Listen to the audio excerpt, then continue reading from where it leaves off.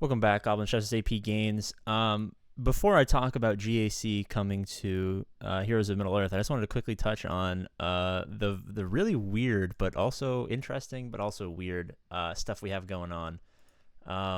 Essentially, they're going Marvel What If mode on the game, meaning that they're going to kind of make up characters. And not make up characters like they did that one time in Galaxy of Heroes, where they made up a brand new droid from the Old Republic that doesn't mean anything in Shorty, or I guess technically Geonosian Brood Alpha. But I mean, like, they're going to say, like, what if, I think one of them was like, what if the Nazgul were never corrupted by the rings of power and then they're just the kings of men? You know what I mean? What if, what if a million different things happen, right? So I think that's going to give them creative liberty to increase the total number of characters you can play, which is good. I find it a little strange from a lore perspective, but CG has never really cared much for lore, so I guess it's not anything new.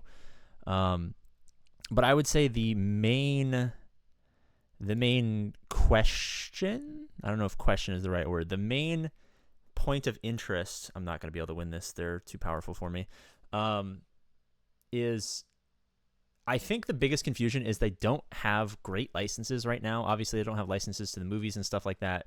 So I think they've really figured out that they're kind of drawing dead. They're grasping for straws as far as,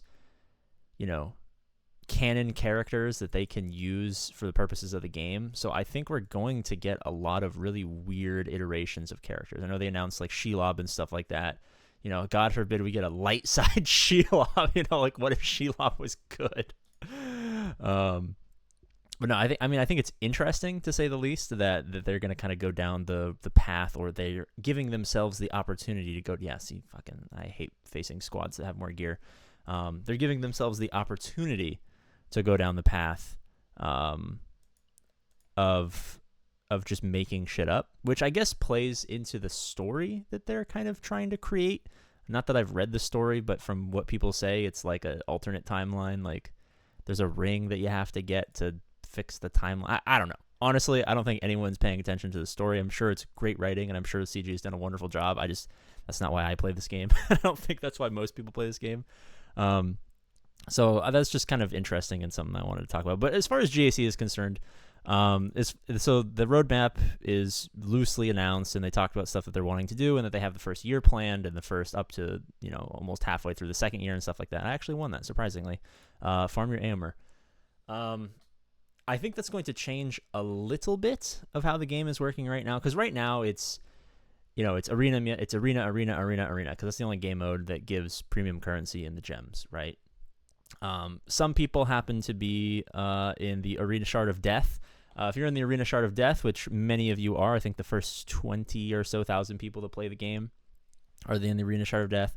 If you're not, congratulations. You're probably going to be way more successful long-term than anyone else. So good for you.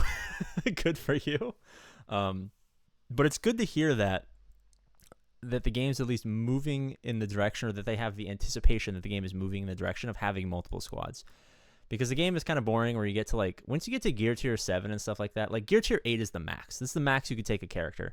Like I could apply some of this gear if, I was the right level or whatever. I think you have to be level 40 or something like that. Level 40 at the base. And, I could take Ironhide to max gear and stuff like that, but there's no real incentive to do that for people in the Shard of Death, because you're not really going to climb that much.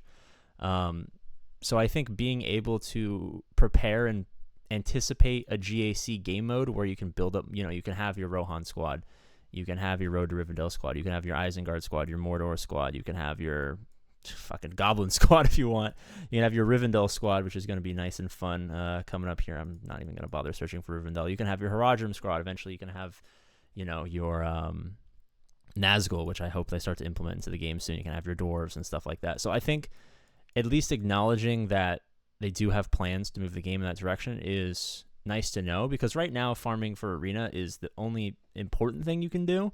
But for the first 20,000 people to play the game, it's a little annoying, because most of the people in the Shard have a 2-week advantage and also a money advantage. Not that I'm a beta cuck, even though I am beta cucks rise up, where you at? But more of just I'm a little bitch, and I don't like to compete against people who make more money than me. So I'm sad, and I need to look forward to GAC, and that's kind of why I did GAC and Galaxy of Heroes, because I could never compete in Squad Arena against people with more money. So as a coward, I will be hiding behind the wall of Heroes of Middle-earth Grand Arena. I don't know what they're going to call it. Someone said Territory Wars would be like Battle of Five Armies, but I don't know. Let me know in the comment section your proposed names for Grand Arena Championships in Heroes of Middle-earth. I'm excited. I got to go prepare for business, so I will see you guys later.